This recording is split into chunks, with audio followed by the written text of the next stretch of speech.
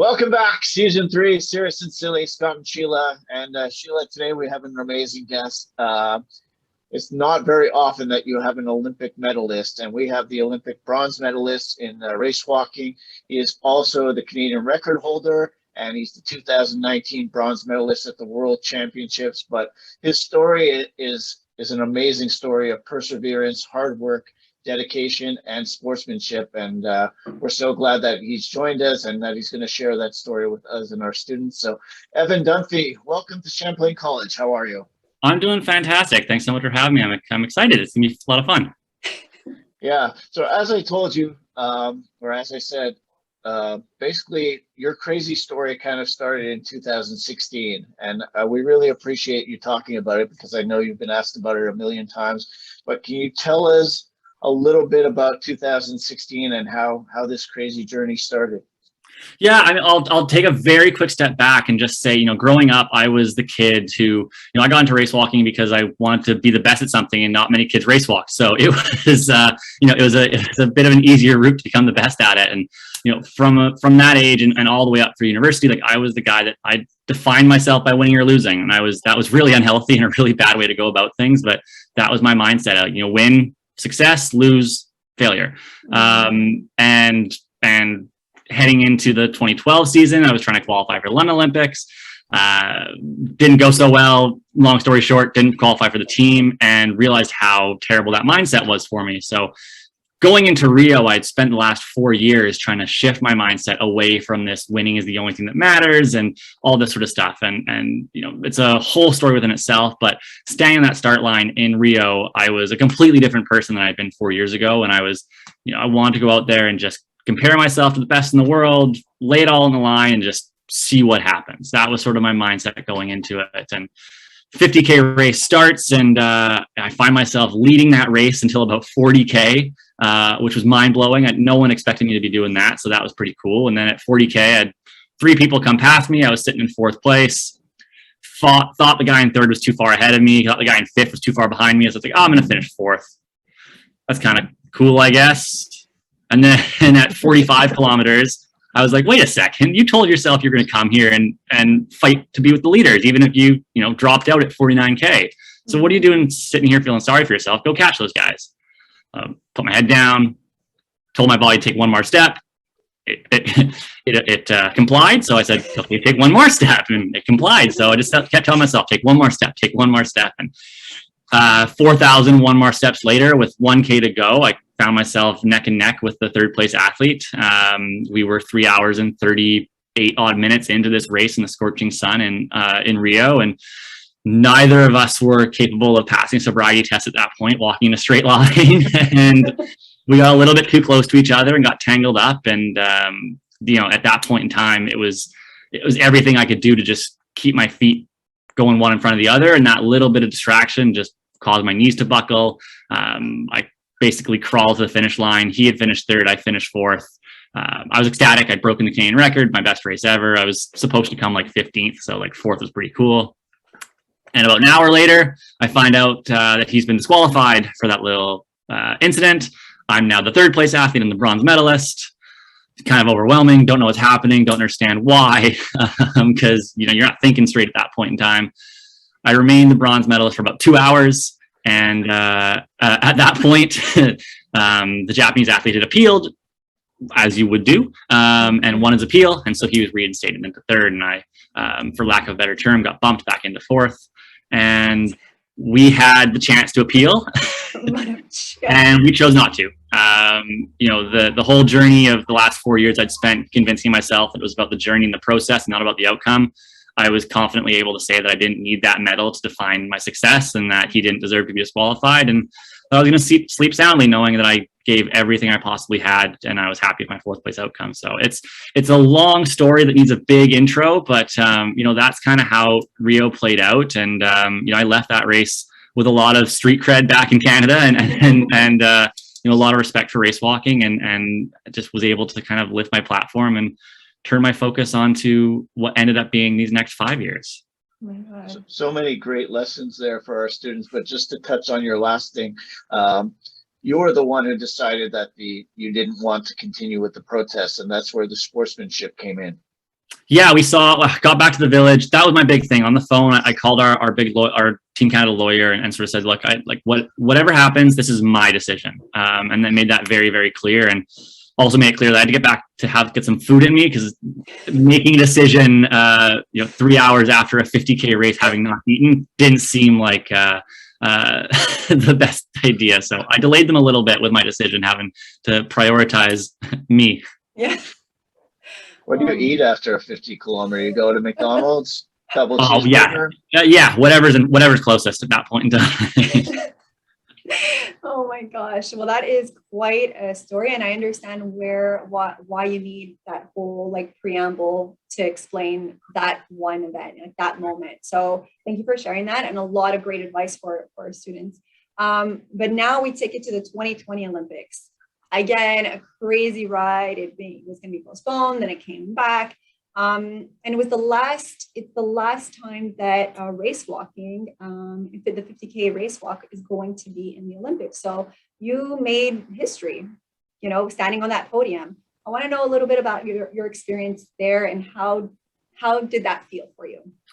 Certainly. So, the last 5 years have been a bit of a roller coaster, but it's been so cool having all these new people to come along that ride with me, who sort of followed the story in Rio and got to be a part of it and grew my community. And, in 2017, we narrowly avoided having the 50K be scrapped from Tokyo. They tried to, go through the back door and get rid of the event then, and we mobilized our troops and got to stay. So that was the first big scare. And then in 2019, they moved our race from Tokyo 800 kilometers north to Sapporo.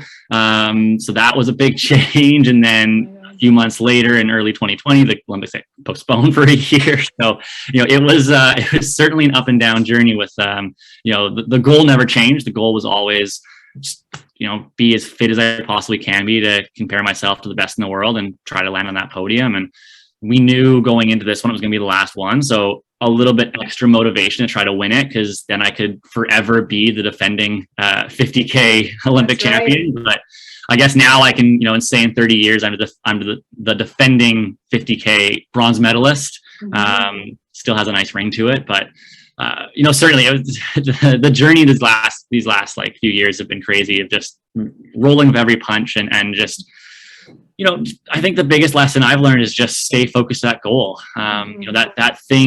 That thing never changed. That desire to get on that podium never changed. The circumstances changed around it, and we had to adapt. But I never lost sight of what it was we wanted to achieve.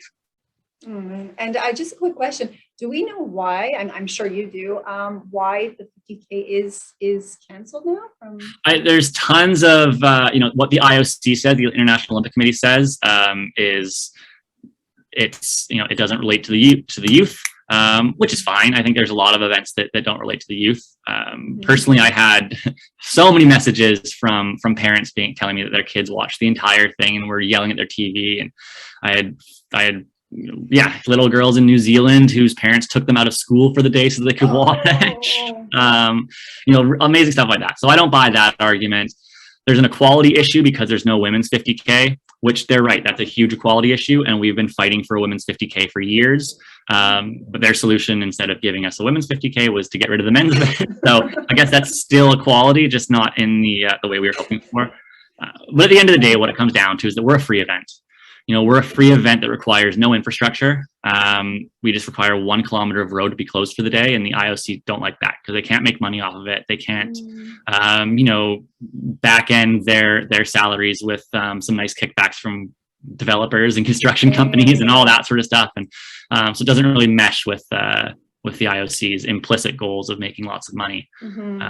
So that part of it sucks. I love the event for those exact same reasons. We don't require, we're such a low barrier to entry. You can get within 3 feet of the athletes on the rail and watch the Olympics, even if you're a family of 7 who doesn't have the financial resources to go watch a 100-meter final. You can still take part in the magic that is the Olympics and see those athletes up close, which I absolutely love. And that's kind of how I reconcile my spot in the Olympic movement, is that I do this event that can do a lot of good despite some of the bad stuff the Olympics does. It's so funny that you just said the youth isn't interested in race walking, potentially, if that's how they define it or describe it. But we have an employee, her name is Laurence, and she's new here at Champlain College. And we were talking to her, and she actually did race walking in high school. So I'm so happy you brought up that point. We actually have a little bit of a video here of her race walking. And Awesome. because you are a professional and you're obviously, you know what you're doing, I wanted to know if you can give her some tips, any form, like anything with her form that's off or anything like that. That would be super helpful. So I'm going to play a little, I'm going to show the screen here. And we get a chance to see if he's like the mean judge or like the really. Oh yeah, exactly. So this is know, Laurence. And here we go. This is her being.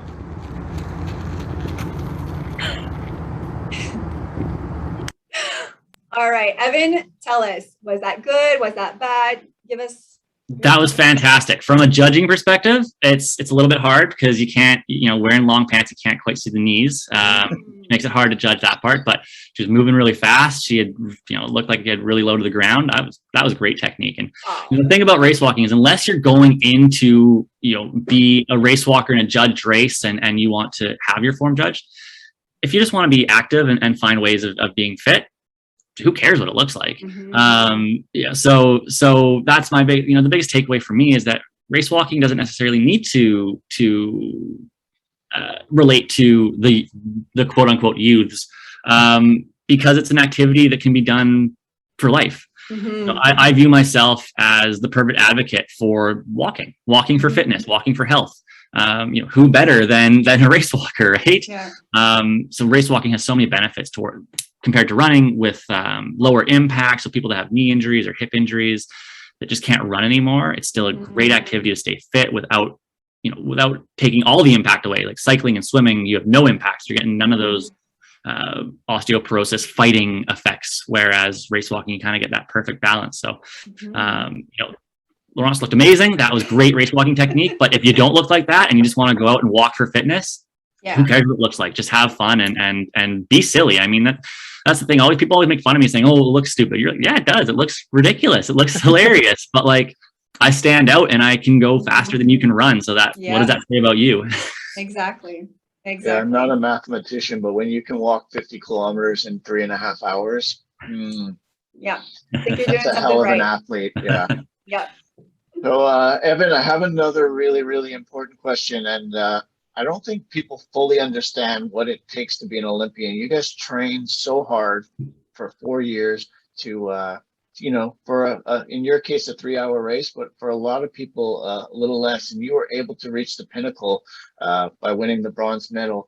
But I'm wondering, when we talk about career highlights, is the bronze medal your career highlight, or is this your career highlight? Oh man, the amount of good that's come from this craft dinner campaign is just overwhelming. Not only for my own platform to, louden my message. Basically, craft came to me. As a race walker, we don't get a lot of sponsorship. Don't get into race walking if you're chasing after money and glory. It's not the event for you. Choose the 100-meter.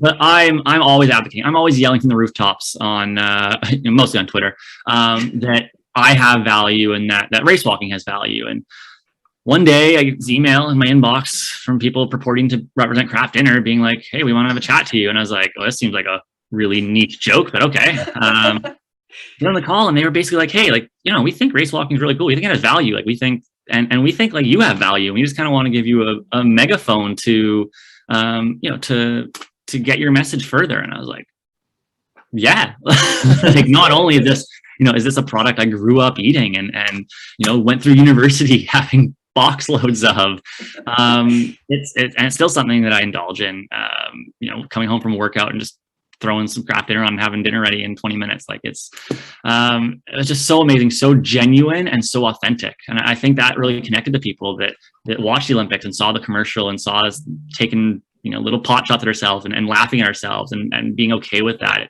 It really came across as so genuine and so much fun.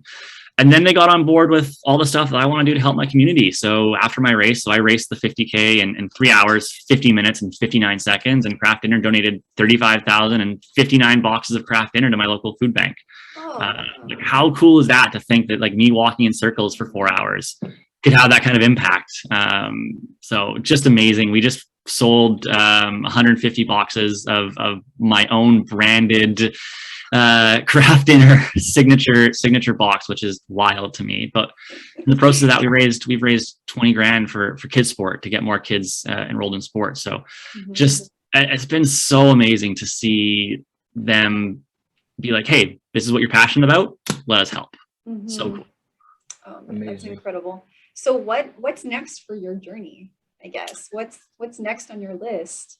Yeah, so as you said, like the 50K is gone. We still have a shorter sprint event, the 20K. It's nothing. It's over in a flash. It's not even worth doing. It's so short, but we'll see. So I might try to switch down to that and see if I think I can be competitive over that shorter distance. But our world championships are in Eugene next year. So I'm here in Richmond, British Columbia, about an 8-hour drive from Eugene. I'm actually closer sitting here chatting to you guys to the world championships next year than I was racing in Sapporo to the Olympic Village in Tokyo. So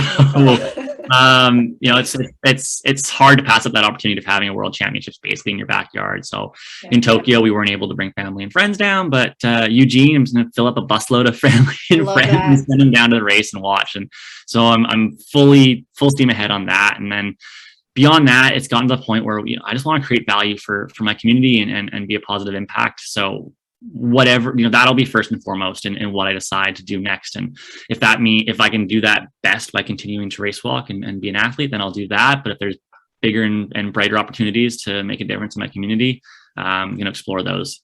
Wow. And if students and the youth or whomever would like to follow you, what is the best way that they can do that? Twitter and Instagram are my most active, and they're just at Evan Dunfee. I'm not as with it for the youths. I don't have a TikTok, so maybe that's part of the reason why we've lost 50K is my lack of TikTok presence. But yeah, Twitter and Instagram are my active places, and yeah, always super happy to answer questions and have people follow along the journey and interact with them. So yeah, if you're interested, please. I'd love to have just another person to interact with and follow along. Amazing. Thank you so much for hopping on with us today. You have been absolutely amazing. We're definitely going to be showing Laurence your critique, and she's going to for sure have a huge smile on her face. If you guys out there would like to follow us here, you can follow us on our Champlain Saint-Lambert YouTube page, and we're going to be posting on Thursdays. Again, Evan, thank you so much for taking the time with us. You have been an inspiration in your words. Definitely are going to have an impact on students regarding not giving up, having a good sportsmanship mentality, and giving back to your community for sure. Yeah, thank you. And the last thing the one element I want to add to that is just set really big goals. This is what I've been dreaming of for 21 years. And even if I didn't hit this Olympic podium, I've still come so far because of that dream and that goal. So yeah, set really big goals and then measure yourself by how far you've come from where you started, not by how close you get to that end goal. Because if you set a big enough goal, it's going to be really hard to get. Oh, that's great advice. Scotty? Yeah, thank you, Evan. Obviously, you won the bronze medal, and that's one of the reasons that you came, but it was more, the values that you represent and just listening to your interviews and of course, your interview here today. So thank you so much for just being you and doing the things that you do. Yeah, my pleasure. Thanks for having me on. Take care. Bye.